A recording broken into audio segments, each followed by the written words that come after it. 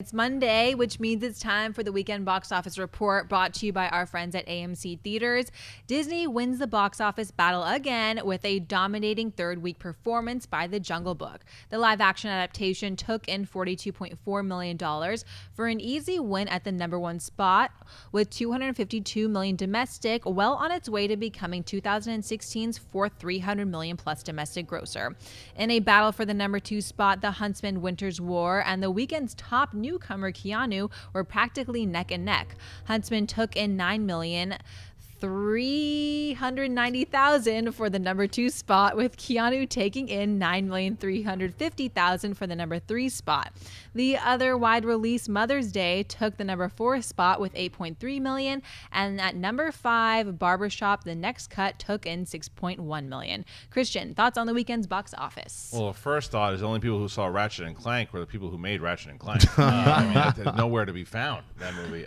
So, it's just one of those things that it was as we thought. That movie, some people knew about the game, and even they didn't go out and see it, and it just didn't hit. Even though I didn't love Keanu as much as you guys did, I still think it should have done a little better than it did. Happy to see The Jungle Book still making money. But yeah, and I am actually really happy, and I hate this. I don't ever want to wish anybody to do bad, but it looks like people caught on to the smell of Mother's Day and said, we're good. We'll watch it on TV or maybe never.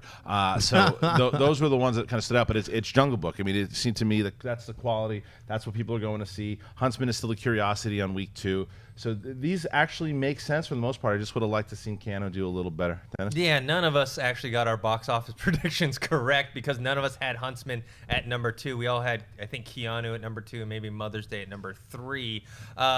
Jungle Book, yeah, Disney's just knocking it out of the park. They're going to hand off their number 1 spot, which they've had for the last 3 weeks, to themselves with Civil War this weekend. And Civil War opened in a lot of places internationally, making tons and tons of money. Mother's Day. Yeah, I'm glad to. I mean, isn't it weird? Yeah, you don't want to wish anybody bad, but it's just like, thank goodness people are being smart. Especially, did you see that one thing about Julia Roberts making like $3 million for her 4 days of shooting? That was like the rumored report. It's Makes sense. It's crazy. It makes sense though for that movie. That's how you get her to do it. Yeah, but it doesn't sound like anyone they're just showing up, collecting a paycheck, and then Gary Marshall probably cut that from his own pocketbook to get it. Schnepp, what do you Hey think? man, I cannot wait for Father's Day. There's going to be a whole bunch of them. I'll just buy the box set on my deathbed and watch them as I slowly exit this planet. The thing that really is a curiosity for me is The Huntsman. Because not a lot of people dug it, and then I think the reason it's number 2 and the reason it beat Keanu is because people still think it's like a sequel to Frozen. That's why I think it's just like this kind of weird, just the posters, everything about it. It just feels like, it's like a live action Frozen. So it somehow tricked people to not go see the cat movie. That's my only Ratchet and Clank. I think it's also, you look at Ratchet and Clank, and another one of the things that's changed over animated films over the last 10 years is the voiceover cast and the voiceover talent.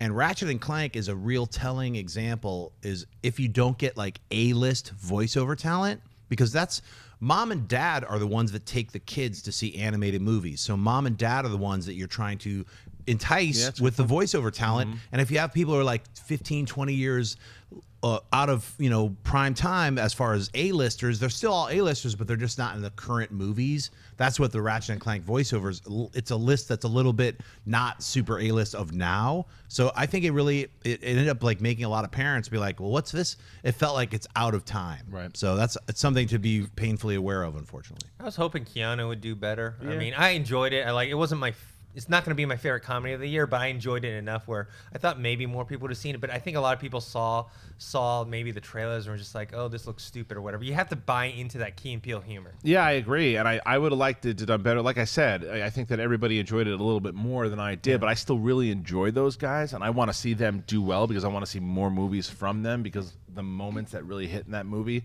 hit, and I want to see more of that from them. So I hope this doesn't discourage people from making movies with them. It's not a huge bomb. I mean, it's not. I don't also the movie only cost $15 million Yeah, to so that's make. still- yeah, they'll so still be 10, doing 10 stuff. million this weekend. If they get another 5, Yeah. they'll make some. It'll money. make 10 million next weekend. Yeah. It's gonna look at the poster. It's already saying it's Civil War. It's just gonna get that peel off where people are like, Civil War sold out. Well, let's watch the Cat Civil War version of it or whatever. I didn't even see Keanu yet. I was so busy this weekend. It was on my. I'm seeing it this weekend. I'm seeing it this weekend. So I'm gonna have to see it next weekend. I think a lot of people are gonna end up seeing it. So